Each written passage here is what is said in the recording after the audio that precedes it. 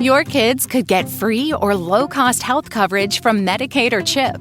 Even if you've applied before, they may be eligible now. Kids up to age 19 are covered for checkups, vaccines, dentist visits, hospital care, and more. And if they already have Medicaid or CHIP, remember to renew every year. Visit insurekidsnow.gov or call 877-KIDS-NOW. Paid for by the U.S. Department of Health and Human Services. Welcome to the Dateable AF podcast, because women dating women is wild, wonderful, and occasionally a disaster.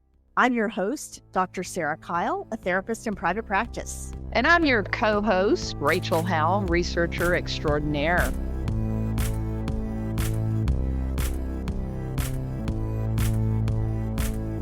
Hello, everyone, and welcome to episode 15 of the Datable AF podcast. Today, our topic is she a fun drunk or a red flag? So we've all been there. You're 3 drinks in, and suddenly your date is starting to sing Indigo Girls at the top of her lungs, and you're trying to figure out if this is cute or if she is chaos. Well, so today in our brief overview of the episodes, we're going to talk about things like spotting substance-related red flags in early dating. Yep, because we definitely have all seen those. We're also going to talk about how do you know if something's a pattern or if it's just a one-off? Like, did they just behave badly this one time, or is this something that you're starting to see a pattern of? And I also think that you can sing the Indigo Girls really loud and not be considered a bad drunk. I'm just going to say that. Absolutely.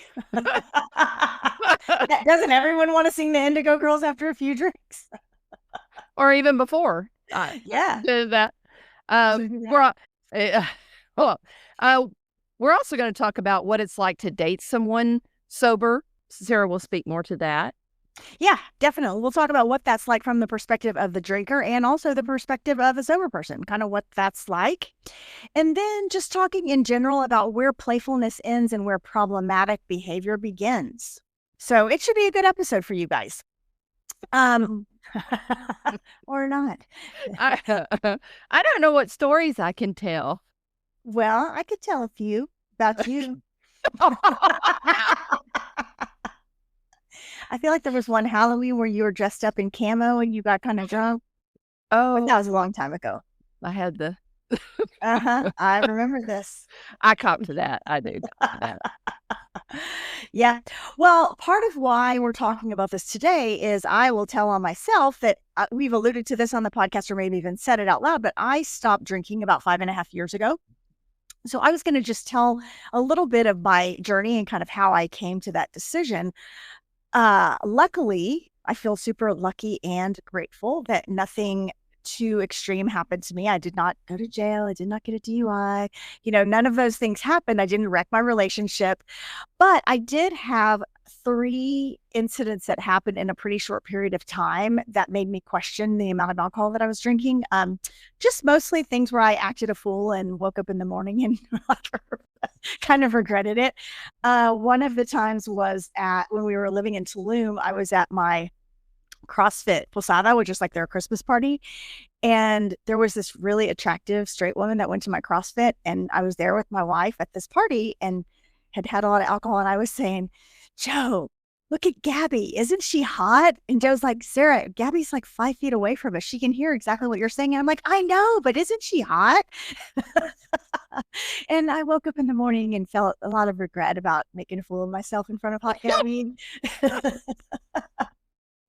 So anyway, there were just 3 sort of minor incidents like that I just woke up one day and was like, I don't want to be this person. And over the years, when Joe and I first met, we drank a lot, like in a fun way. We would have happy hour up every day, either go out or at our house, and nothing super problematic happened.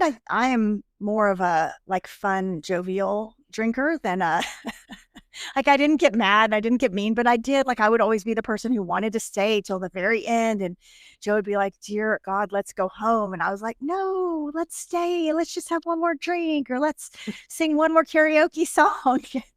And that's when you end up at a tattoo parlor or. This could have happened a time or two.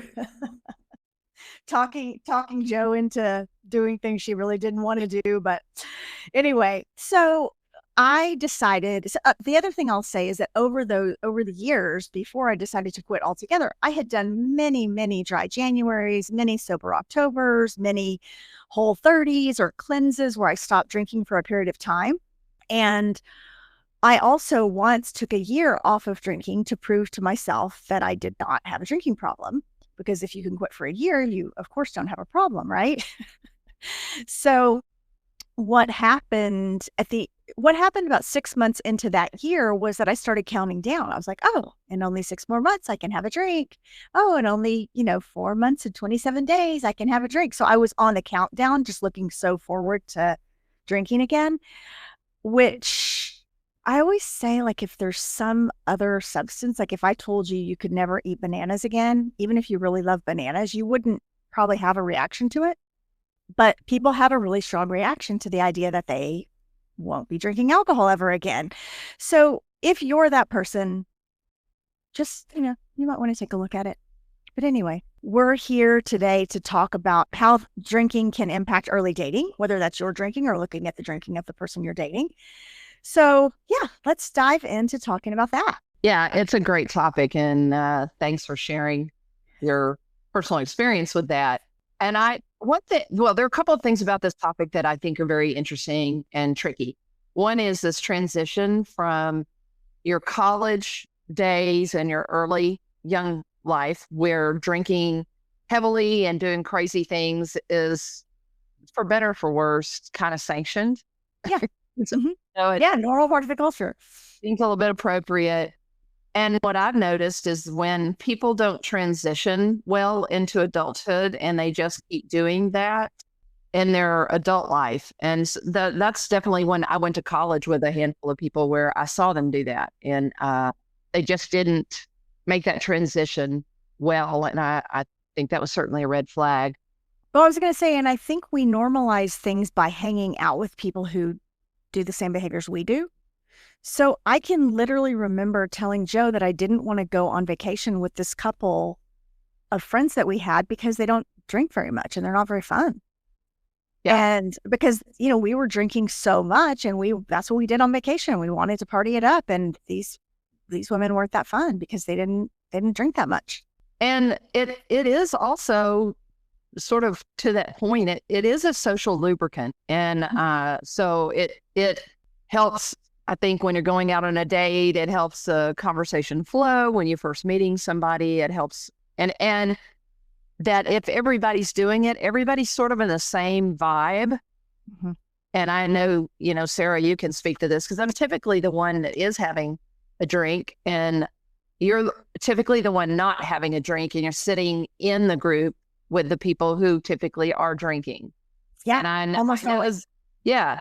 And I know that that's probably a very different experience. I mean, you're having a very different experience than we're having, probably. Yeah, it is. It's interesting. And usually I will say I'm almost never bothered by that. It's fine. Like I'm around drinking people almost daily and I don't feel triggered, for lack of a better word. I never feel tempted to drink just because I made my own decision about it. And it's not based on what other people do. But there is this point at which a line gets crossed. And it's no longer fun for me. So when people are just like having a drink, 2 drinks, it's fine. When people start having the 3rd drink or the 4th drink, it's not that fun to be the sober person because everyone else is like slurring, repeating their stories and, getting sloppy. And that's hard to be around for sure. Yeah. Do you think that is your experience always that the numbers match the behaviors? The number of drinks directly correlate to? I know people want to think that it doesn't, but it almost always does. Like I don't know anyone who's impaired really at 2 drinks. Mm-hmm. Almost everyone starts to get somewhat impaired. And I'm talking about in a row. If you're talking like a 6-hour period of time and you have 3 drinks over 6 hours, I'm not talking about that. But if you're sitting and having drink after drink after drink, by the time you're on your 3rd drink, your behavior has changed. And you probably don't think that it has, but I, as the non-drinker in the group, will tell you that yes, your behavior does change after drink 3. So yeah, Anyway, and I know that what we're talking about is probably a little bit controversial, and I know some of you are going to have a reaction to this, and that's okay. I'm open to feedback.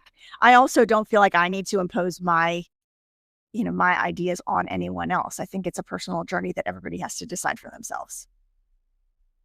And that's spot on with this conversation we're going to have today about how you deal with this related to dating someone, because I do think that you have to be very solid in your own sobriety, your own understanding of why you're there, what it means to you, how you're dealing with it before you decide or ever decide that you're going to somehow mix that up with somebody's lack thereof.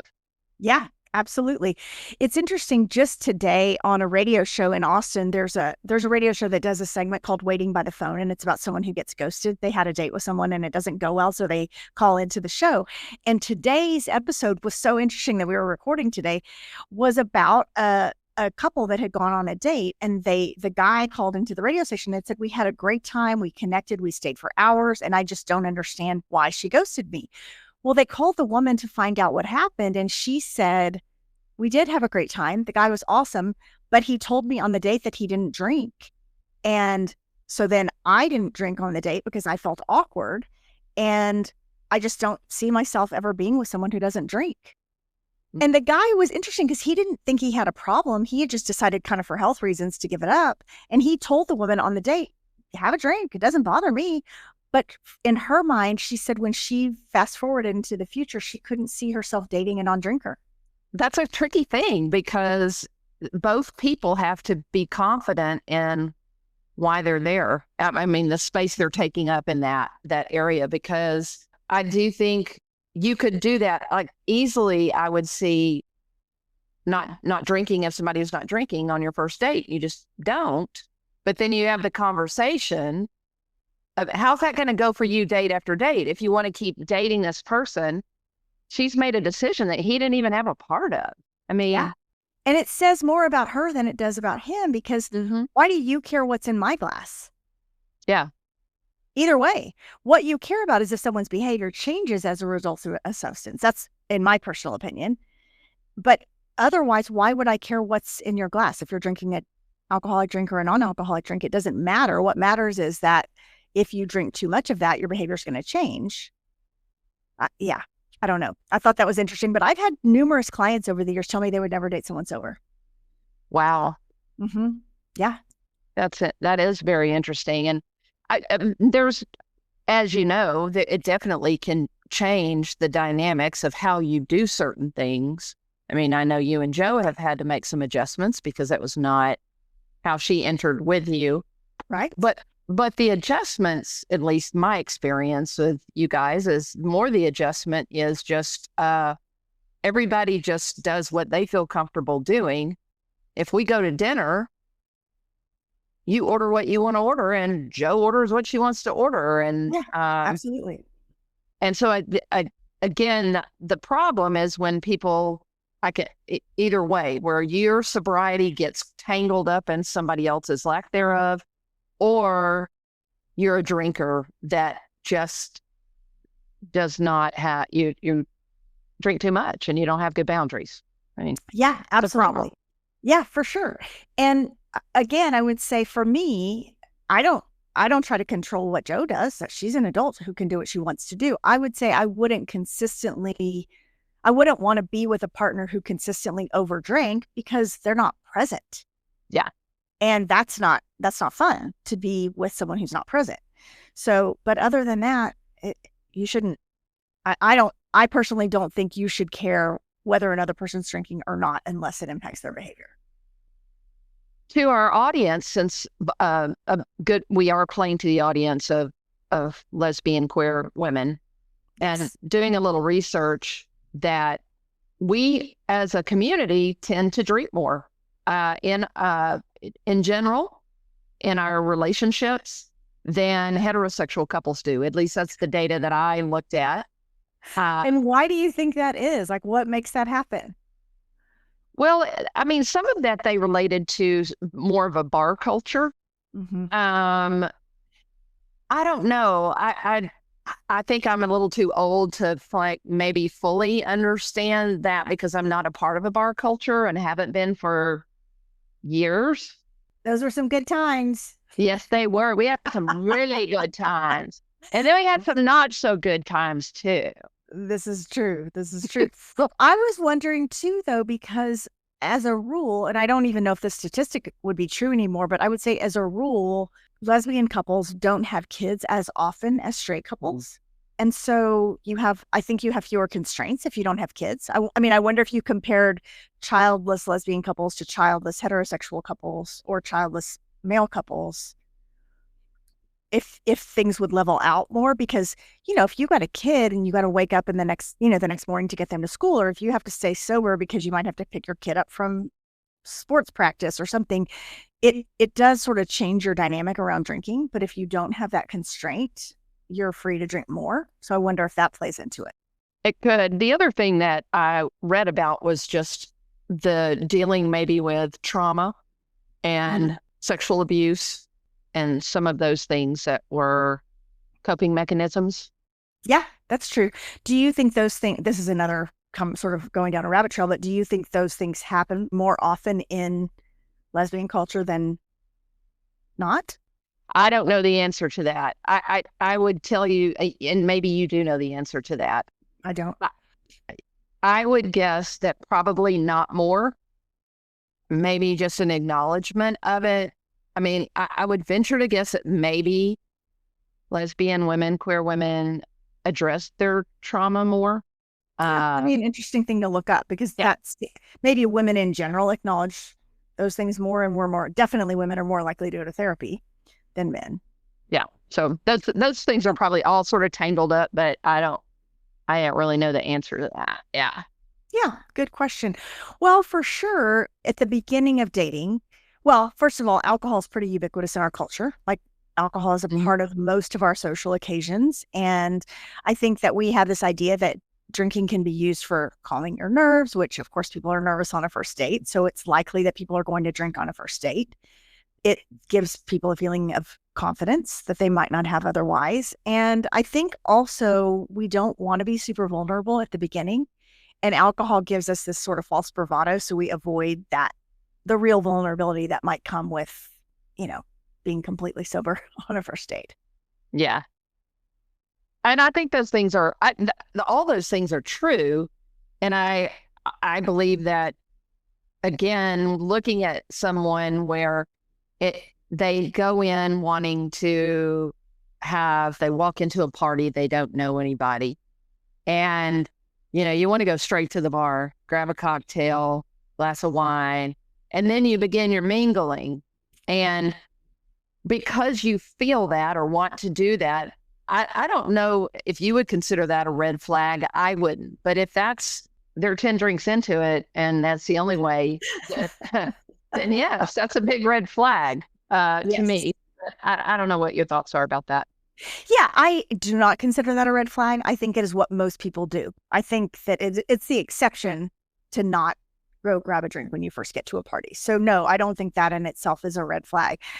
I could, we could go deeper into what it's like to do it without that, and like learning the skills of feeling confident and feeling socially lubricated without that substance. But I don't think that there's something wrong. I don't think you should be worried if the person you're dating goes and grabs a drink when they first arrive at a party. I think most people are probably going to do that. That seems pretty normal.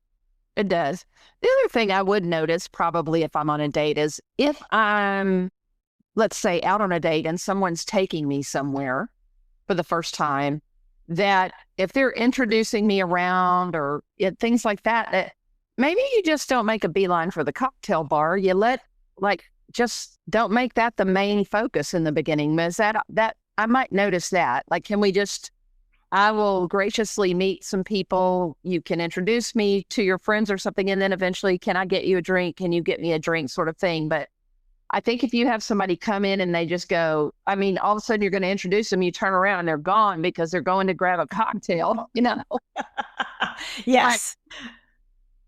Yeah, I think that's true, that you might look at that as something that's not so great. So how do we determine whether someone's just a fun drunk or if there might be some red flags? Oh, well, they can be a fun drunk and it can be red flag. Oh, true that. That's for sure. But to your question, I don't know about the term fun drunk because yes, there are definitely people who I've been around with that when they drink, and this was more in my earlier years, but I have been around people who drink and their personality changes drastically and it's not, then they get into a surly place. Mm-hmm. People who drink and they just become funnier and even more fun than they already are. But sometimes it's not a lot of fun. Yeah. Yes. So I've seen both of those things. I just my personal thing is that I sort of am not interested in the whole drunk thing, period. Whether you're a fun drunk or you're a surly drunk or the whole thing, I'm just more interested in the moderation. Let's have a little wine, have good conversation. And I'm not, once somebody starts, from my perspective, if I'm noticing it, they start doing a lot of goofy stuff, I get sort of, you'll find me kind of, yeah, I don't like it. Yeah, that makes sense. So for you, what are your signs that somebody's starting to go over that line from, I'm having a glass of wine to, oh, I've had a little bit too much? I do think if they're doing things that they would not ordinarily do, like singing an Indigo Girls song really loud, and they don't even sing in the car, then that might be a sign. I also think when they start getting in personal space, they're all of a sudden they're wanting to touch you a lot. And but okay, I'm gonna have to bring this up. When we would go to the bar, was it Rainbow at the time? I don't remember. I think it's Rainbow. The one that always spilled beer on me. Oh yeah, remember? And you thought she was so funny. And she would come over and she would hang on us, have her arm around me. Next thing I know, I've got beer down my, I just made me crazy. And hilarious. Yes, you thought she was hilarious. I was always mad about it. I was like, no. I got to where I'm like, if I see her coming, I'm leaving. I'm going somewhere else in the bar. You can come find me later. I remember that. And I was drunk, so I didn't care. That's why I thought it was hilarious. No. So that's one, that is a big no. And also when people are loud or they want to do things all of a sudden that are very much out of the norm of what you're doing. Yeah, it's like you don't have social awareness when you've crossed that line. And so you might be too loud, or you might, like I said, I would want to stay too late at things that I would never do if I wasn't impaired. So, yep. So if someone crossed that line on a first date, would that be a red flag for you? That's a very good question. It would be very suspect for me. Very suspect. Yep. I would say that is a red flag because people are generally on their best behavior on a first date. And so if someone overdrinks to a point where their behavior has changed and they're being obnoxious on your very first date, that is a sign of how things will go in the future, I think. Yeah, more than likely. I mean, I guess there's always an exception of someone who, I have seen people who don't really drink that much, and then they're nervous and they drink more than they usually do, and they don't, deal well with it. And I could see where that would be a potential situation. But at this age and this stage in our lives, I kind of expect that you have some sense of that. Yep. And if that's how you cope with your anxiety on a first date, that is also how you're going to cope with your anxiety about other things later. So just food for thought. If you go out with someone and they get super drunk on your first date, I would say you should probably take a step back and look at that. Another thing that I think can be a red flag is someone who can't have fun without drinking. Yeah. Especially, there are so many fun things to do that don't involve drinking. You could go on a hike, you could play a sport, you could go to a movie. Well, nowadays at the movies, you also have, alcohol is pretty much available everywhere. But if the person feels like they can't do a normal activity without including alcohol, I think that that's something you should pay attention to at the beginning. I think so too. And I also think that it is great for you to mix up your opportunities with someone just so that you can experience them in different ways when you're dating. So for instance, and this was not a date, but recently I got to know someone that's just charming and really fun and interesting. But the first opportunity we met over coffee, which is a great way to meet somebody, and it doesn't involve any of that other stuff. So coffee. And then the second time that we got together, because we actually really enjoyed one another, was over wine and food. And it was lovely. And then the next time we got together, we had lunch and went shopping, and it had nothing to do with alcohol. And what I loved was just, that's a lot of right there for somebody dating. That is 3 fun opportunities to really experience that person in a different way. Yeah. Beyond the alcohol situation, just, shopping with them, which is really kind of fun. Yeah. And you learn a lot about somebody in that situation. Yeah. Yeah. Yeah. And kind of going back to what we're talking about for today, that in any of those situations, I've absolutely had a coffee with someone where they put Bailey's in their coffee.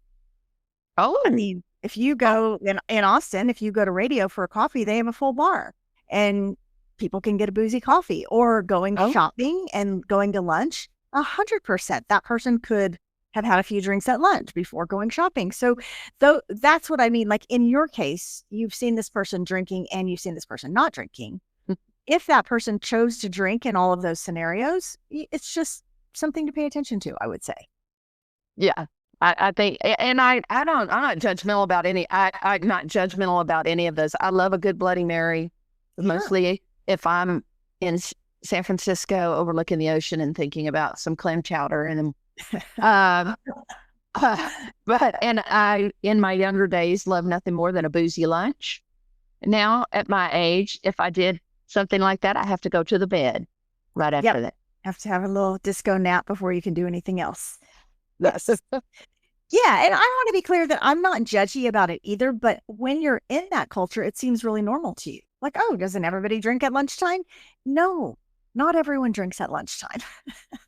And so I'm just here to offer a different perspective, that if you're with someone who's, going out to a normal lunch on a normal day and you're with someone who's drinking, it's something to pay attention to, because the average person does not actually drink at lunchtime. And sorry if that offends everyone, but it's true. If you are the person who has to have drinks at breakfast and lunch, you might look at it. For sure. For sure, you might. Yes. What do you think about this conversation we're having? Where does this come into play about your perceptions of alcohol in your life when you're dating? Like how it fits in your life. Can you say a little bit more about the question? Well, so I'll just say for me is that there are things that, I love. I love to cook and I love to drink wine. And those 2 things go hand in hand a lot for me. And so when I'm meeting somebody, that's not anything, I bring that forward. I'm like, yes, that's something I enjoy doing in the evenings. Because I also do want to get a sense from somebody whether or not they're going to be weird about that, if that triggers them in some way. I mean, I think those are discussions that you have to have with somebody. Yeah, for sure. And I would compare it to something that some of our next door neighbors are some of our really good friends. And one of them is vegan. And when they come over, we accommodate that and make some food that is vegan food. And I don't get bent out of shape about it. Like, she doesn't eat animal products. Like, okay, she's not asking me to stop eating animal products. She's not asking me to not put cheese on something or whatever. She's just not going to eat it if I do that. And I think we get weird about it when it's alcohol.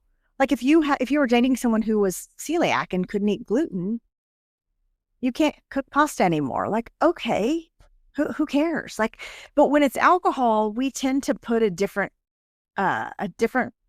weight on that. So I just think it's something interesting to think about, that we will accommodate a lot of things for people. Like, I don't think you would refuse to date someone that was gluten-free, or you wouldn't refuse to date someone who was vegan. You would think, well, I'm going to have to rethink how I do things, but you wouldn't refuse to date them. And I think when it comes to alcohol, we're like, oh, what? They don't drink? Forget it. Well, and I do, again, that's really on you to, I think, like for me, I don't care whether somebody drinks. I mean, I care if they drink too much. I don't care if they don't drink. As long as they're happy in the life that they have built in that, and that when we sit down at the end of the day, we enjoy each other, and I can be present for them over my glass of wine, and they can be present with me over their mocktail or whatever it is they want to bring to the party. Yes. And so to me, that's the balance of just both people sort of owning that. But if you're imposing one way or the other, I feel like then that's tough. Yeah. Yeah, that you brought up such a good point, because that is about both people making a conscious decision not to harsh the other person's vibe. Like, if I don't drink, I'm not going to harsh your vibe and ask you to not drink. And if you do drink, like, don't harsh my vibe by making me feel bad about not drinking.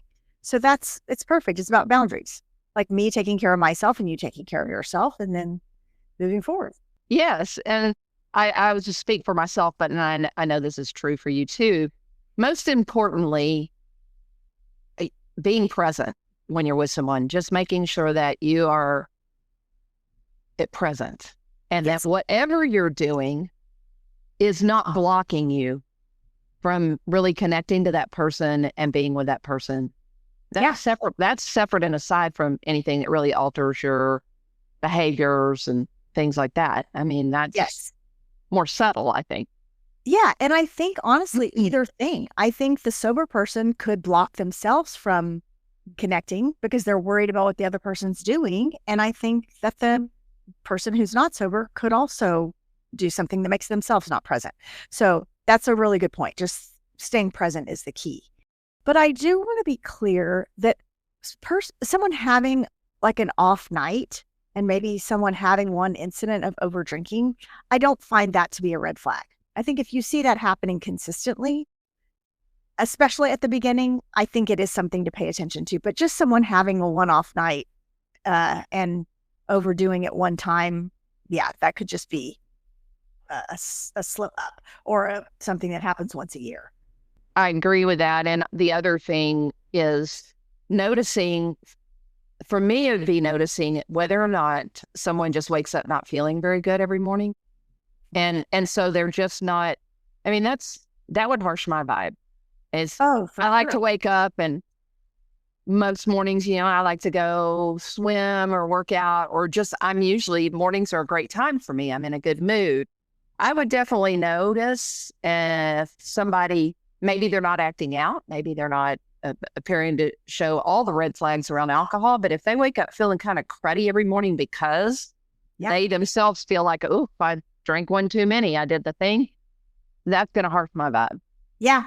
It's interesting that you're saying that, because when I was a drinker, if you had asked me, like, are you hungover in the mornings, I would have said absolutely not. When we lived in Austin, I would get up and go to 5:30 CrossFit every single morning.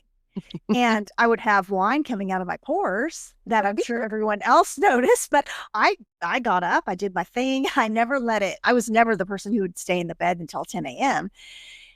Once I stopped drinking, I cannot tell you how miraculous it was, the way I felt in the mornings. I'm like, oh my God, this is how people feel in the mornings.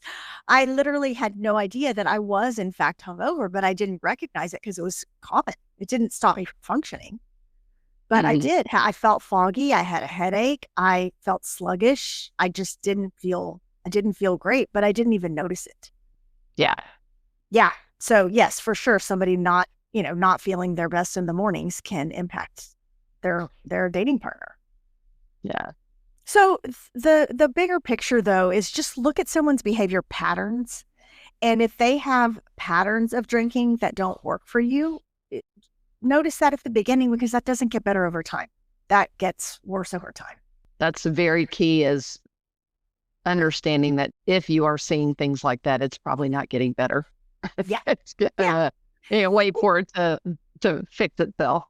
Yeah, and just making sure that you're asking yourself, like, do you feel safe and connected with this person, whether they're drinking or not? How do you feel? Like, do you feel uneasy, or do you feel on edge about what they're going to do, or if they're going to get too loud? And I remember my mentor telling me this phrase one time, to say to someone who's over drinking, that drinking takes you away from being the person that I love. And I think that's just such a kind way of saying that to someone. Like, I love you, and I love this sober version of you. And when you drink, it takes you away from being that person. That's good. Yeah. What about this idea of making an assumption? I do think that people make big assumptions that if you aren't drinking, that something went horribly wrong. Something is terrible, right? Yes, for sure. And we have a friend who has a podcast. It's called Pammy Out Loud. You should check that out. I'm going to give her a shout out. But she just did a podcast about this. And she said she also has chosen to stop drinking a handful of years ago. And she said, when I was drinking, no one ever asked me if I was an alcoholic. And as soon as I stopped drinking, everyone started saying, wait, are you an alcoholic? And she said, I find that so ironic, which I think is hilarious. It is hilarious. Yeah. And so I think you're correct. Like, don't make an assumption that someone has a problem. You have no idea. And as a sober person, it doesn't bother me at all to talk about why I don't drink. And whether you identify as the word alcoholic or not, or whether you identify as a problem drinker, or you just decided for health reasons or for mental health reasons, it's just not a good fit for you. Yeah. Don't hesitate to ask the person questions, but ask from a respectful place. Right. I have a handful of friends who have changed their drinking habits drastically as they've aged, just because it makes them feel like shit. And that, I'm saying that meaning just a drink or two.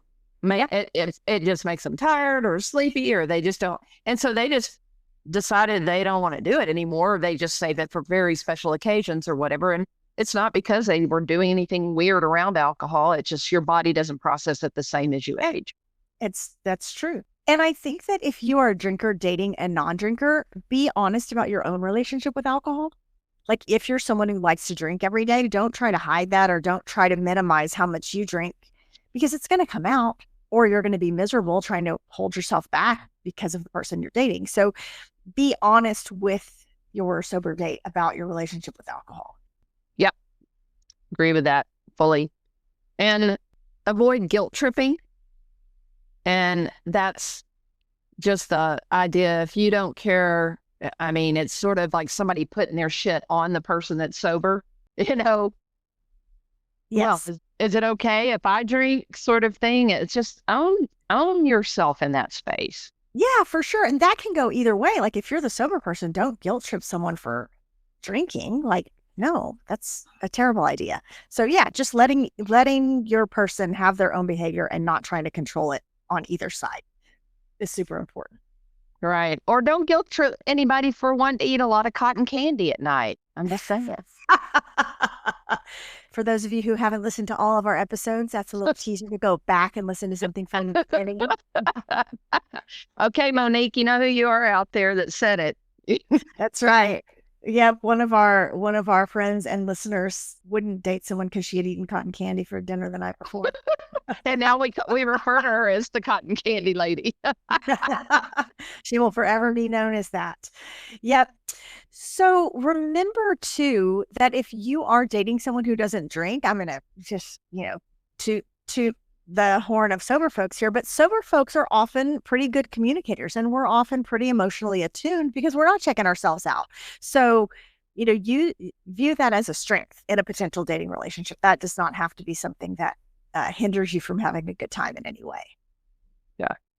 Well, the people that I do know that are fully sober are very good communicators. Yeah, I think, sometimes it means you've done the work and you learn those things. But if you are the sober person, here are some things to watch out for. It seems weird, but people randomly pressure you to drink. It seems weird when you're a full-grown adult that there's peer pressure around that. But people will be like, "Oh, just have one. Like, why not? Everyone else is having a drink." I've gotten that literally from waiters. I've gotten it from, yeah. I mean, none of my close friends would do that, but I've gotten it from, acquaintances. It'd be like, "Can't you just have one? It's a celebration." And you're like, yeah. That brings up a thought for me of, if you're dating someone and they've told you that they were sober and then they start drinking, or they drink but I'm just going to enjoy a drink with you. That scare the hell out of me. I'm just going to say that right there. Yep. And it happens so often. I can't tell you how often people will, it's weird. I see this with with mental health things too. It's like, well, I've been taking my medication and now I feel great. I don't think I need that medication anymore. And they're like, no, girl, that's why you feel good, because you've been taking that antidepressant. And it's like, I'm doing really well without drinking. I think it's okay if I have a drink now. You're like, no. Bad idea, friend. So yes, I agree that if someone's been sober or a non-drinker for a long time and then they start drinking again, yep, you should pay attention to that. I do not want to be the person that somebody does that with. No. Yes. So let's talk about, if you're dating someone on either a sober person and you're not sober, or you are sober, you're dating someone who's not. Let's talk about when to talk to that person and when to walk away. I don't know that there is a perfect answer to that, but when to talk to someone. Are you asking when to talk to someone when you notice an issue, or just talking up front about the fact that you're sober? I think what I was thinking of in my mind was like, if you notice that someone overdrank, let's say the night before, we might tend to tiptoe around that. But is there a way to broach a conversation about that, or should you just give up and walk away? I probably wouldn't address it one time. I probably wouldn't. But if I saw it a second time, then I probably would, like, hey, I probably would say something like, is everything okay? Is this something that, happens often, or? Yeah, that's funny because, I mean, obviously I have not started dating someone as a non-drinker, but because Joe and I were drinking when we got together, and then I stopped drinking in the midst of that. But if I went out on a date with someone and they got super drunk, even if it was the first time I had seen it, I would probably say, whoa, how are you feeling this morning? You really tied one on last night. So I probably would bring it up because I would want to see how they responded. Yeah. I think if they got really defensive about it, or, if they were dismissive about it, that would probably be a red flag for me. Yeah.